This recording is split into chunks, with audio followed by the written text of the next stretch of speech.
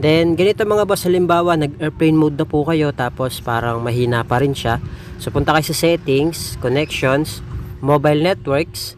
Then punta kayo dito kung halimbawa kung anong SIM card nakasalpak, SIM 1 or SIM 2. Sa akin kasi nasa SIM 1. Lagay nyo sa 3G ng saglit mga boss.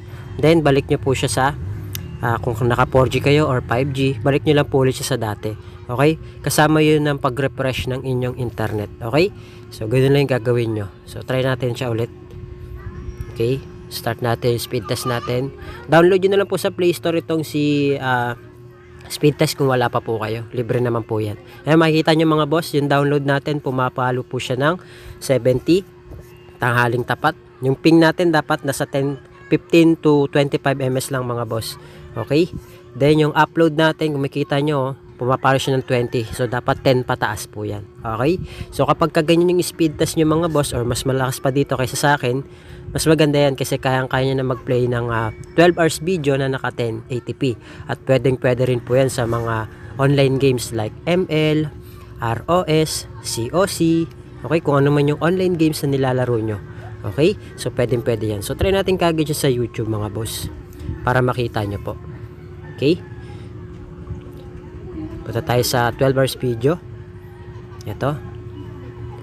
Try natin to. Ito yung madalas kong i-play mga boss kasi ito yung merong 12 hours video na naka 1080p siya. Meron nga ring 21 mahigit. Yung basta mas mataas pa sa 1080p.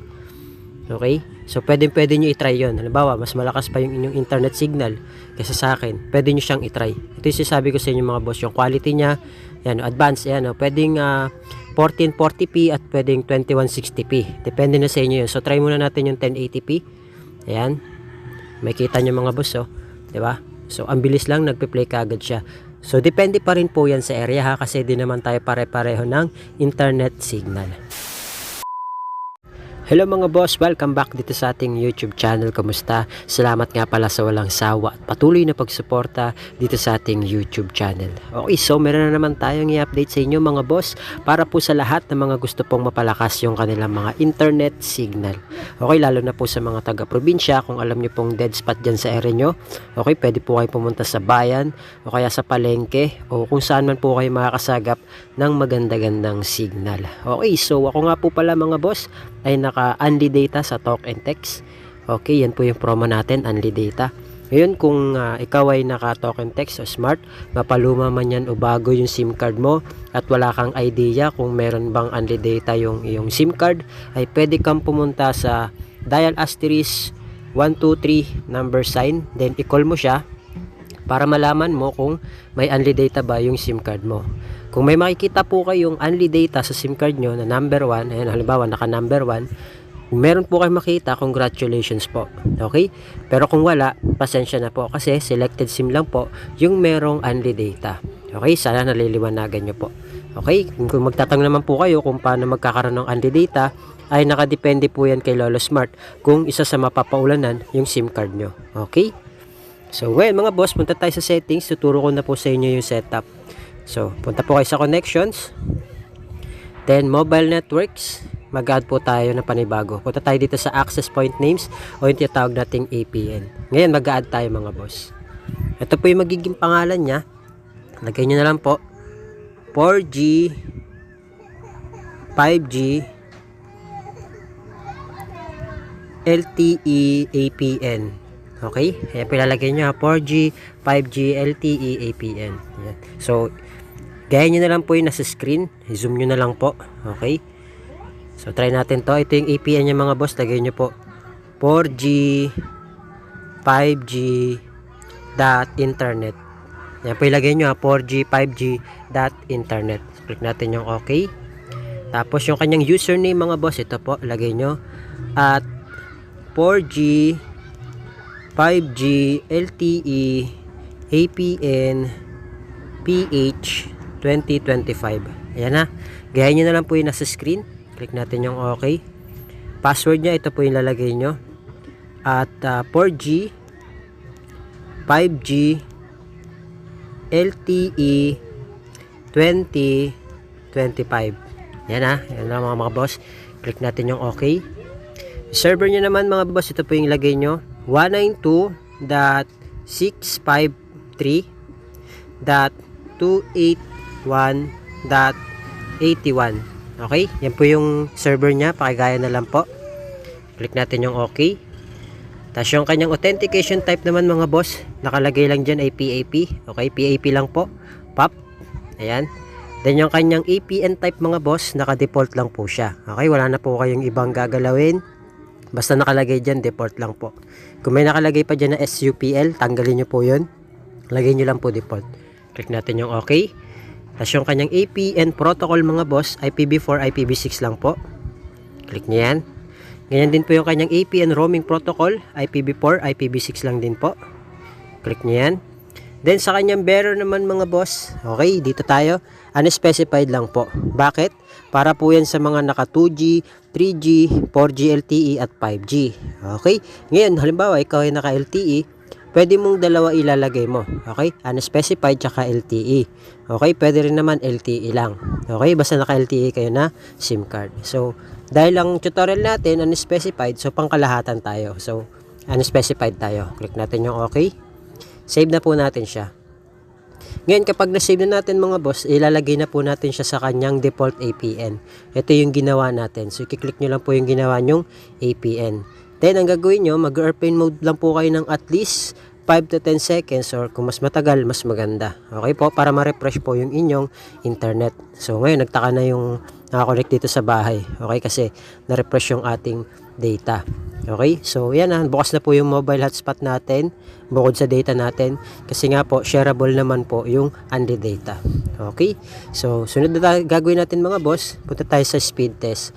Download nyo na lang po pala itong si speed test, available po yan sa Play Store. Okay, so wait lang, tagal niya mag-refresh, di pa nalabas yung ano natin data. Ayan, so tayo lang natin mga boss. Medyo nahirapan siya mag-refresh. Naka-H plus lang kasi, oh. Makikita nyo sa dulo. Ayan. So, isa pa. Refresh pa natin. Okay. Wait lang. Airplane mode lang muna natin. Ayan. Buksan natin yung hotspot. Ayan. Hintayin lang natin siguro lumabas yung 4G. Kasi matagal-tagal siya refresh.